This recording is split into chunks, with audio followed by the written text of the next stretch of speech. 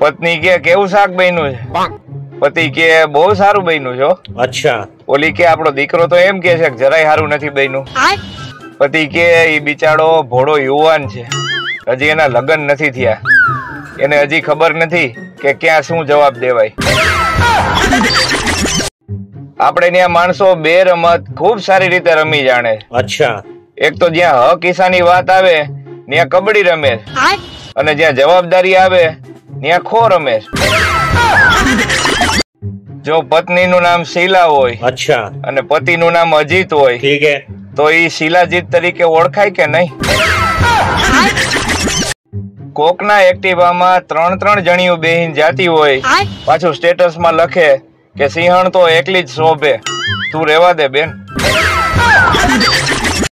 અત્યાર સુધી ઊંધિયું વેચવા વાળા ઊંધિયું સ્પેશિયલ ઊંધિયું, સ્પેશિયલ રજવાડી ઊંધિયું એવું લખતા. અચ્છા. અને હવે ચાલુ થશે ઊંધિયું પ્રો, ઊંધિયું પ્રો મેક્સ.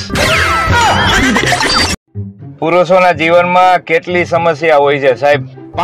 માંડ દાઢી વધારી હોય ત્યાં કોકનો પ્રસંગ આવી ગયો હોય. 3 પતિ વાળા માટે પ્રશ્ન: લાલ બાદશાહ ને કેવા કલરની મૂછ હોય છે? પરણેલા પુરુષોને કોઈ એપ્રિલ ફૂલ બનાવવા નહીં સાહેબ, ઈ કામ અગાઉ થઈ ગયેલું હોય છે. IPL ક્રિકેટની શરૂઆત એટલા માટે કરવામાં આવી હતી કે દર વર્ષે દરેક રાજ્યમાંથી 4-5 સારા ખેલાડીઓ નીકળે. અચ્છા. પણ એનાથી ઉલટું થયું, દરેક ગામમાંથી 40-50 સટોડિયા નીકળે. આ કળિયુગ છે સાહેબ. અહીંયા સમ ખાઈને માણસ સાચું નથી બોલતા, દારૂ પીને સાચું બોલે. દર વર્ષે રાજકોટમાં 20 લાખની વસ્તી સામે 25 લાખ કેરીનું કરવા વાળા નીકળે છે કે ઓણ આપણે કેરીનું ચાલુ કર્યું છે તો અમારી પાસેથી મગાવજો. આ કાર્ટૂન ફોટો બનાવવાનું કોક ગુજરાતીએ બનાવ્યું હોત ને, એનું નામ ગીબલી નહીં પણ સિબલી હોત. જીવનમાં હરીફાઈ એટલી નથી નડતી જેટલી શરીફાઈ નડે. એક ભાઈ ડોક્ટર પાસે ગયા કે સાહેબ ઝાડા થઈ ગયા છે, કઈક ઉપાય કયો ને. ડોક્ટર કે લીંબુ શરબત પીવો. ઓલો કે લીંબુના ભાવ સાંભળીને જ ઝાડા થઈ ગયા છે. જમાઈને સીધો બળદિયો નો કહેવાય ને, એટલે સાસુ ને સસરા એની દીકરીને ગાય જેવી કહે. સસરા જમાઈને કે જોજો મારી દીકરીની આંખમાંથી આંસુ નો આવવું જોઈએ. અચ્છા. જમાઈ કે એ ભલે વાંધો નહીં, તો ડુંગળી હું સુધારી નાખીશ, પણ કપડા તો એને જ ધોવા પડશે. એક વાંઢાએ છાપામાં જાહેરાત દીધી કે લોહી તો ખૂબ છે, અચ્છા, જોઈએ છે લોહી પીવા વાળી. એક ગુજરાતીએ હિન્દી ભાષી બાઈ હારે લગ્ન કર્યા. ઠીક હે. લગ્ન પછી બીજે દિવસે ઓલી બાઈ કે ડીબે में આટા નહીં હે. ઓલો કે ડોબી ડબ્બામાં આટા નો આવે, સીધે સીધો ખોલી નાખ.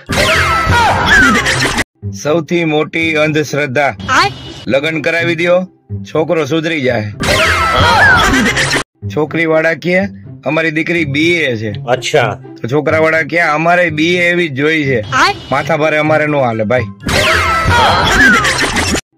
આ બધા વૈજ્ઞાનિકો કરે છે હું જેમ રક્તદાન કરી શકીએ એમ જો ચરબીદાન થવા માંડે તો જાડિયાનું ને પાતળાનું બેયનું બેલેન્સ જળવાઈ રહે.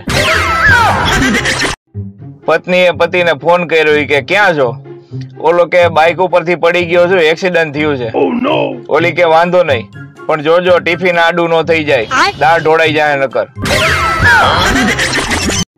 ભાઈ નમ્ર વિનંતી અને અપીલ કે જો તમે પરણેલા છો તો રાત્રે વહેલા સુઈ જાઓ. તમારા કારણે કુંવારા લોકોનું નેટ ધીમું પડી જાય છે ભાઈ. એક ગામમાં એક પતિ પત્ની રહેતા હતા. ઠીક હે. અને આજે ઈ ન્યા જ રહે છે.